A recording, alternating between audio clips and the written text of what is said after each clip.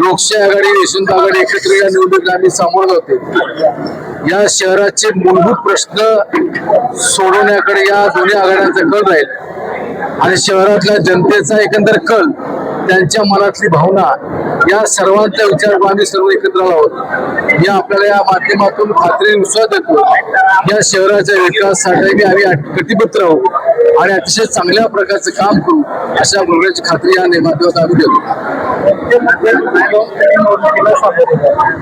एक सर्वात महत्वाचा मुद्दा म्हणजे शांततामय सहजीवन आणि या शहरामधला विकासाचा काम या शहरातल्या सर्व जनतेने करावं ही भूमिका। आणि जे पाण्याचा प्रश्न आहे आपल्याला जाणवत नाही पण भविष्यात अडचणी येऊ नये यासाठी प्रयत्न करते। वाढत्या लोकसंख्येचा स्वच्छतेचा प्रश्न आहे, घनकचऱ्याचा प्रश्न आहे, त्याचप्रमाणे पार्किंगचा प्रश्न मोठा आहे। असे अनेक प्रश्न आम्ही समोर उभे कारण अलीकडच्या काळामध्ये वाहनांची संख्या मोठ्या वाढते। आताच पत्रकार परिषदेने सांगितलं की विकास ही निरंतर चालणारी असलेली प्रक्रिया आहे।